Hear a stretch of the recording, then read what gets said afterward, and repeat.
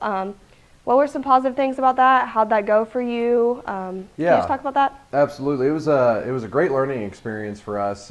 It's always good, the preseason, in the fall. It's a long season, long preseason. So anytime you could play against somebody else and different opponents, it always just gives you an opportunity to see some areas that your team needs to work on, some things that they need to do better. So really for us, the big thing that we got from it was a learning experience. We told the team going into it, obviously we want to win everything that we do, but that's, this is just the first step. Our big talk that we talked about was just, making sure that we're starting the course in the right direction to achieve the things that we want at the end of the year. So we really went into it looking to execute the fundamentals, the things that we have been working on in practice, and just to see see what guys are understanding it, what guys need more work on it.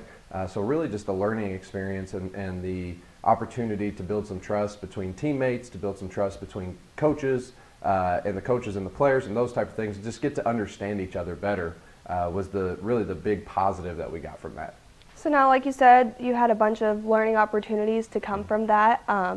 What was something that maybe was a learning opportunity that you want to improve throughout this season on? Yeah, I thought the first half that we played, I didn't think that we did a good enough job of protecting the paint like we needed to. I thought we were just giving up too many easy cuts through the middle of the paint. So we've really been able to go back and emphasize that over the last week and a half. Offensively, I thought early on that we really didn't do a great job of establishing, of getting the ball where we needed to get the ball, walking our man in, getting the ball on the wings, exactly free throw line extended, and getting it to certain spots on the floor that we have to have the ball to be successful. I thought the first half we really, they pressured us and we really gave into that pressure. The second half we did much better with that. But what I really liked was that we had film of it. So now we could go back and we could show those guys, hey, here's what we've been working on. Here's the things that we've been talking about. Now, I hope you can see what we've been talking about, what we need to do to continue to improve. So I know last show we kind of talked about some players that we are looking to step up for you and looking to fill some key roles that possibly maybe we lost last year coming into this year, and really just looking to make the team a better team. Were there any players specifically that stepped up in the DOS game? Yeah, well, in the second half, I thought Kobe Studemeyer did a great job of stepping up. I thought Caleb Thomas did good in some spots. Really what we saw at the DOS game, and I think it's going to be like this for our team, especially early on, is we had some freshmen and sophomores that really stepped up in spurts. And so one of the things with the younger players is consistency. And I think once we get some more consistency from them, it'll take us to another level. But we did see some good things in spurts, especially from our younger players. So that leads me kind of into our next question of the younger ones, maybe some ones who we don't mention all the time, but definitely still making an impact on the court. Were there any one of them that maybe surprised you or made you really happy with how they played? Yeah, it was like I said, in spurts. There was a spurt in the first half. Brenton Moore did a fantastic job of crashing the offensive glass and keeping a lot of plays alive.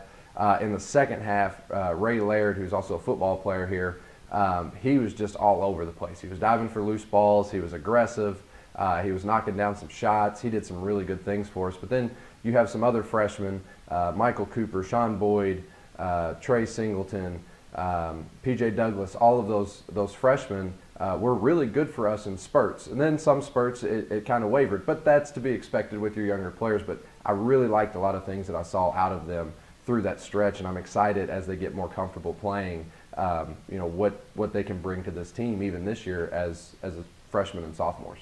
That's awesome. Well, that kind of helps into the following question. This keeps just going in order. You will be playing Walnut Hills out of Cincinnati, Ohio this Saturday. It'll be at Charlestown High School, so any fans who are wanting to come out to that game definitely will be a very high competitive game.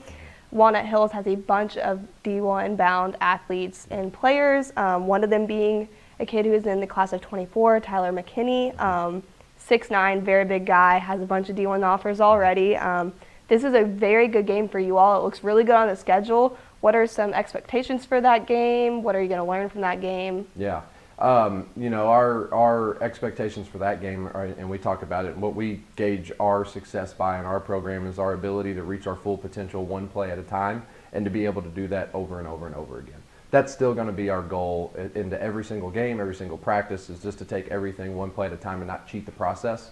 As we go into that game, it's a great test for us. I'm excited because it gives us an opportunity early in the season to see what things that we do well and to see what things that we need to improve on. We never want to go into the postseason when it really matters saying, are we going to see somebody in the postseason that might be better than somebody we saw in the regular season? Having this on our schedule allows us to go into the postseason knowing that we saw really, really good competition and we'll be prepared for really, really good competition when the tournament starts. So now, would you say that the preseason competition you are seeing might be some of the best competition you'll be seeing all season? No, not necessarily. We've got a very, very tough schedule this year. We've got Walnut Hills. Then on Friday night we have Evansville North, and we play at Evansville, and they're one of the favorites to come out of their sectional. That could be a regional opponent for us. And then it just continues to get harder as the year goes on. Later on in the season, I think Kentucky just came out with their top 25 rankings. I think we play 4 of the top 25 teams out of the state of Kentucky. We play North Central, we play Pike, we play at New Albany, we play at Floyd Central. So we're going to get our test this year of our opponents and tough competition. But again, for us, what we want to do is it's preparation to get better so at the end of the year we're playing our best basketball. And I don't feel that you get there unless you are playing against great competition throughout the year. I love that. I love that kind of motto that you have going. And we're kind of going to switch over into more about you, because I know you get tons of basketball questions. You've been around the game for a long time. You played. You have coached a lot of other places than Jeff High. Are there any mentors or anybody that has got you to be this successful of a coach? Oh gosh, I've been so fortunate that I have a lot, honestly. Every single coach that I've ever had. I was telling somebody the other day, when I was in high school, I played basketball and golf, and of those 2 sports, in 6 total years of playing varsity sports, I had 5 different coaches. Some people would say that's a bad thing. I actually don't. I like that because with every single one of those coaches, I learned something different. One coach was more about teamwork and togetherness. Another coach was more about mental toughness. And so I learned so many different lessons. To narrow it down, to just one would be hard for me, because the coaching profession for me is something I'm very passionate about. It's something that I love, and not just basketball, but just coaching in general. And I think that everything with sports carries over to life, and I feel that every single coach that I've had, good or bad, has taught me something or something that I could take away from it. So again, to narrow it down to just one would be very, very hard for me to do. So now for you personally, are there any maybe philosophies or big life ideas that you try to implement into your coaching and instill into these boys? The biggest thing for me is that I feel that basketball is just the door opener. I was just telling this to some of our parents the other night. I probably would never get to know the players. I wouldn't know them if it wasn't for basketball. We probably wouldn't be having this conversation. We wouldn't be having this conversation if it wasn't for basketball. Basketball is the door opener. It creates the relationship. But I believe what we have to do is we have to go another step. We have to step through that door and build that relationship and grow that relationship and use the game of basketball just as a tool to help grow in connection and relationships and take it a step farther. So for me, that's really important. I also believe that sports are the ultimate teacher of life lessons. I think that for myself and others that I know, the things that you can take out of sports and carry over to the rest of your life, whether it be as a spouse, as a friend, as a business owner, whatever it might be, the lessons that you learn in sports are so valuable and carry over. So what we want to do in our program is be able to teach our players those lessons and show them that basketball is just the beginning. And there's so much more beyond just a game of basketball and the lessons that go into that. And that takes time, and that takes a lot of conversations outside of the sport. But that's something that we're committed and we try to do the best. And sometimes that takes tough situations and tough conversations. But we want them to understand that basketball is just a plus, that life and the lessons you're going to learn from the sports are really what it's all about. I love that. I love that you just can build those relationships with the guys, that it's not just a sport, that this is family, that this is, you're going to be there for them no matter what in every single situation. Yeah, it's fun because one of my favorite things is the former players that I have getting the wedding invitations and getting to go over like to Bellarmine and see Jalen and to see Justin Betts over there, or the player that I coached in Florida that's now playing at Siena and there's a point guard there, to get to watch him on TV and text him and, hey, how are things going? And, you know, talk to his parents every couple of weeks and check in with them. To me, that's the rewarding side of coaching. Thank you. Thank you for sharing that.